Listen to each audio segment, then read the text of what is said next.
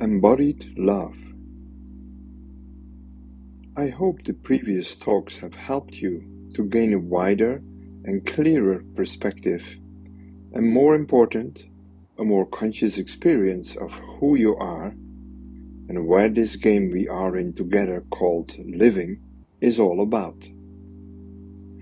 After this phase that took place in the cosmic and collective plane, it is time to bring our focus closer to you as an individual and the different relationships that you have with the beings around you. In the West, as well as on many other places on our planet, we live in a society where love is generally accepted as the most essential virtue.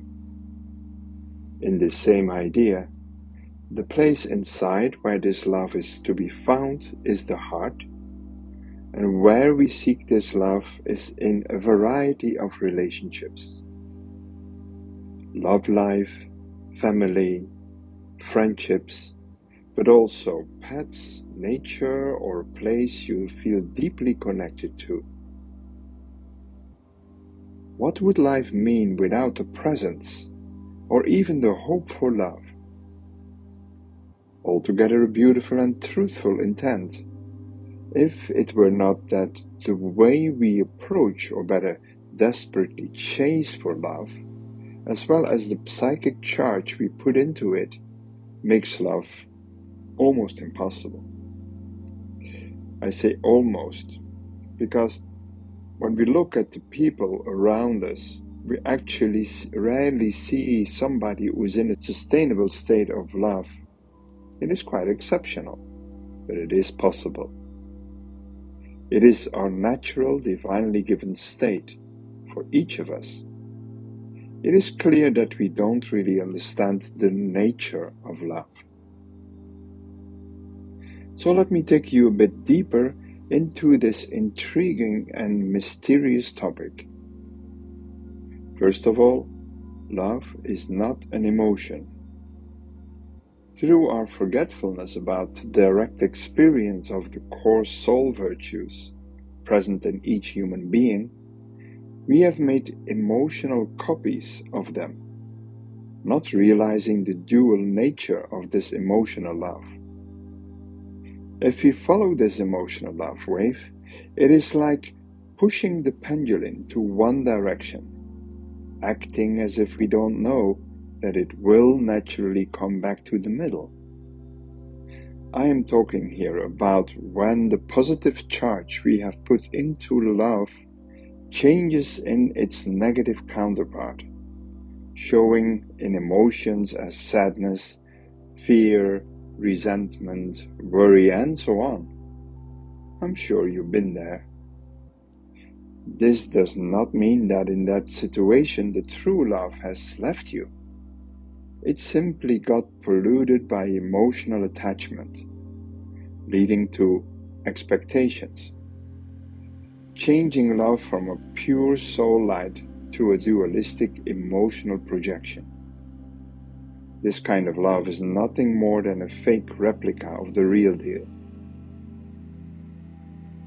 Although I can say I grew up in a quite harmonious, loving environment, I was very aware as a child of the tension and imbalance in the relationships around me.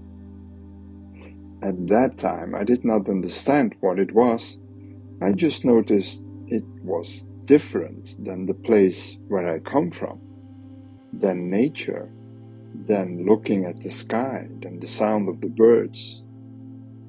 In relations in nature, there is always a harmony between, on the one hand, the type of relation with its specific name and function, and on the other hand, the related behavior and distance. A mother bear will show different behavior to her cubs than to other animals, or even other bear cubs. Just like trees in a forest grow in harmony with the trees around them, totally in tune to all the trees close to them. In human relationships, this is not different. Each type of relationship with its specific name, stands for an energetical quality and a function or role. Father, friend, wife, child, and so on, they each have a typical quality and with it a distance and a set of virtues. We all intuitively know this as a child, but we all grew up in an environment where people are extremely sloppy in their relationships. This means they give the relationship a certain name, but they have a completely unfitting behavior, energetical presence, and distance. This does not exist between animals, in the arrangement of our solar system, or in our human biology. This would be fatal. There, the law is, if your behavior energy is in a specific way, then the distance is immediately adjusted. In reality, it's not different with humans. We just live in the collective illusion created by our I mind, and we don't act upon nature's law by changing our behavior and the related energetical quality, and neither by adjusting the distance. So why don't we do this? Well, first, because we got insensitive to it. And the main reason for this is by a lack of embodiment. Love and true relationships need embodiment to thrive.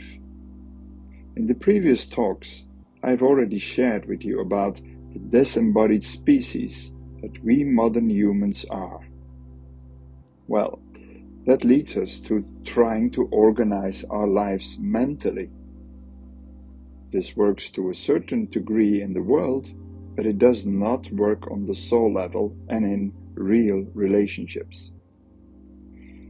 In an embodied soul state, these adjustments and actions happen so-called by itself, only requiring presence, awareness, and a willingness to follow the flow of life.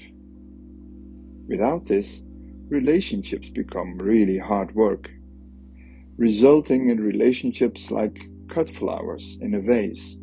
Beautiful, but dead in 2 weeks.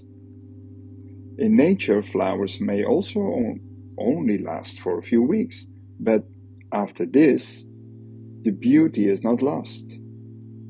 It has withdrawn into the leaves, the twigs, the branches, and even the root of the plant. This cyclic process is something that couples know. To keep the ocean alive, it needs waves.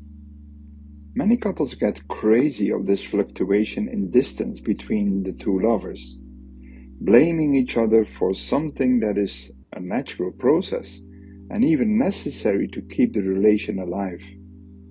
They don't realize that even when there is more physical or emotional distance, the love and connectedness is still there, but in a different form.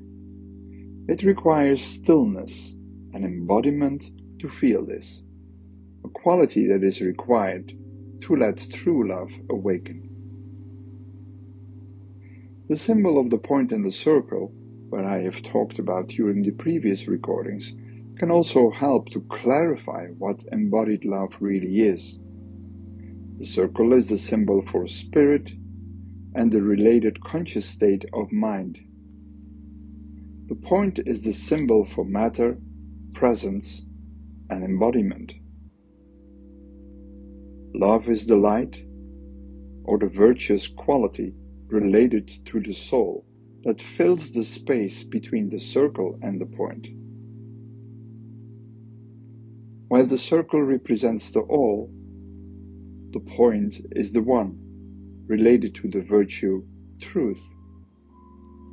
Without the preciseness of truth, love becomes emotionally charged.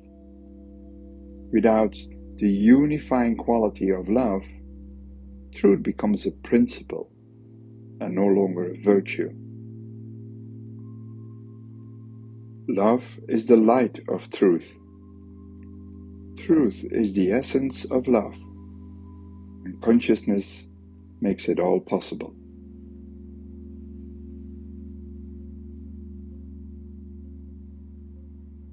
If you have been desperately searching or waiting for love, you might wonder, is this possible for me? I understand. But on the other hand, it is like the sun waiting for the light, only seeing its own projected light shining on its own planets, forgetting that she is the source of light. Yes, I am talking about you. You are the source of love. So, of course it is possible, because it already is. You simply need to see what you have put in between this, where you have falsely identified with, to let your consciousness shine on your ignorance. From there on, you can start to correct your false presence, to put the king or queen that you are back on the throne. That means to bring the mind and soul back into the body. From that state of being, you will see clearly what needs to be done. We often call this to update your relationships, although that might sound a bit too practical. Most of the work in the different relationships that you have will happen by itself, simply by your presence and virtuous state. The action that is needed will be shown to you naturally.